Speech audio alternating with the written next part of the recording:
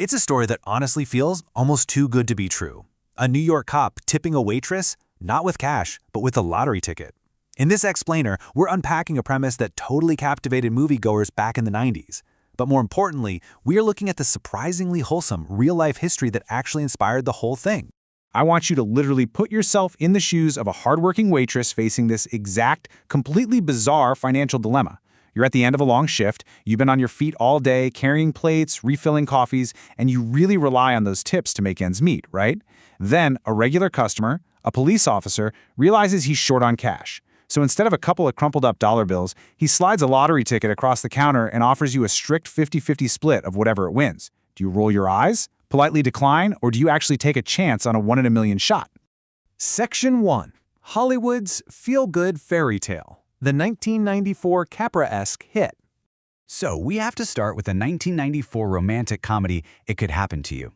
This film boasted a truly brilliant cast that perfectly embodied these classic cinematic archetypes.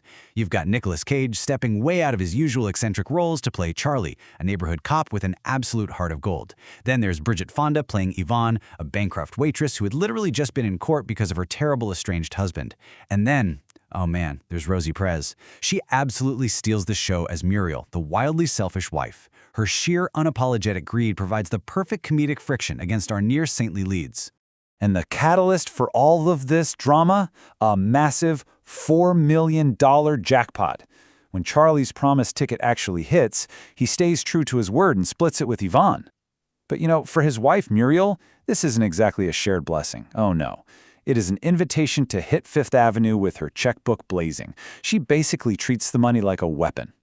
The Hollywood narrative takes us on a pretty wild ride. To raise the stakes, the movie pushes Charlie and Yvonne together through shared adversity. A really bitter divorce and lawsuit ensue, of course. But the silver lining is that the kind-hearted cop and the sweet waitress fall madly in love. They realize they value each other far, far more than the millions they just won. It is your classic, perfectly neat romantic package. Which brings us to Section 2. The real 1984 story, A Pizzeria Pact in Yonkers. When we actually pull back the curtain on the true events that inspired the film, we find ourselves a full decade earlier, back in 1984. Transport yourself to Sal's Pizzeria in Yonkers. Now, this wasn't some romantic meet-cute between total strangers or an offer born out of pity. Not at all. Detective Robert Cunningham and waitress Phyllis Penzo were just longtime friends. They were both happily married to other people, just making a casual, fun little proposition over a $1 New York State Lotto ticket at the end of a meal. The timeline of the real-life draw is rapid and honestly pretty hilarious. I mean, just look at the date of that phone call. April 1st, 1984. Robert called Phyllis first thing in the morning to tell her they had hit the jackpot. You can completely understand why she didn't believe him at first, right? She actually hung up on him.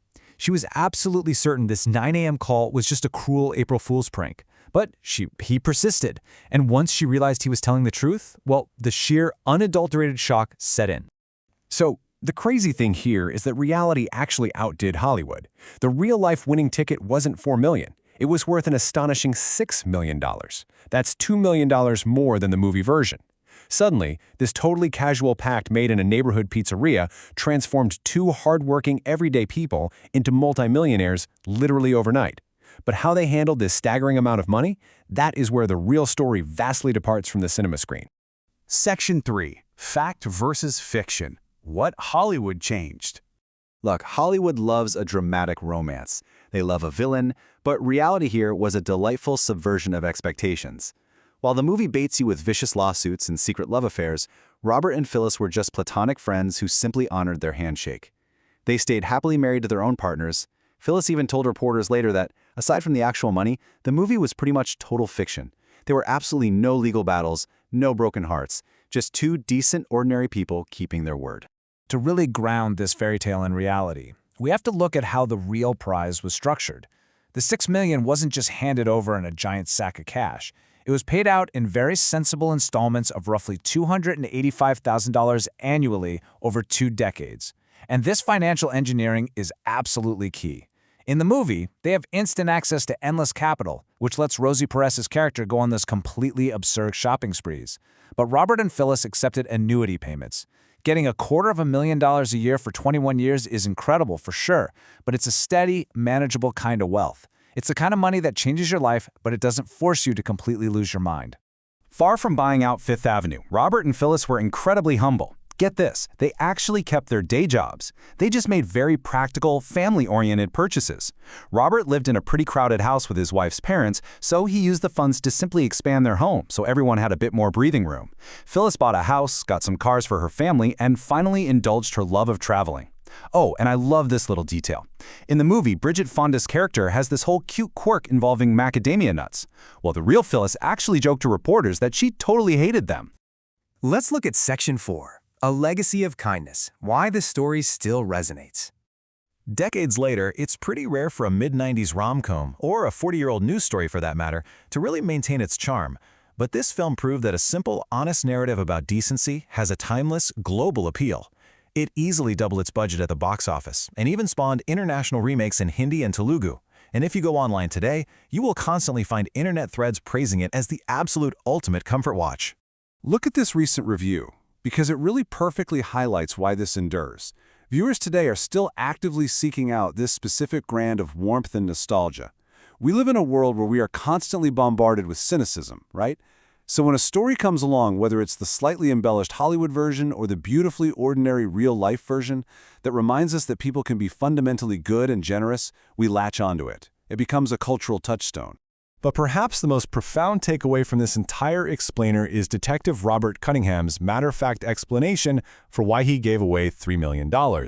When reporters ask him why he didn't just pocket the winning ticket and walk away, something he so easily could have done since there was absolutely no written contract, he just shrugged it off and said, "If I said it, I do it." That's it. No grand philosophical declaration, just basic, unwavering integrity. Which leaves us with one final, undeniable question to ponder the next time you sit down at a diner. Honestly ask yourself, if you held those winning numbers in your hand, would you have the integrity to share them? It's really easy to say yes right now, but imagine staring at a piece of paper worth $6 million. Robert Cunningham and Phyllis Penzo passed that ultimate test of character. And that, more than any Hollywood romance, is the real fairy tale here.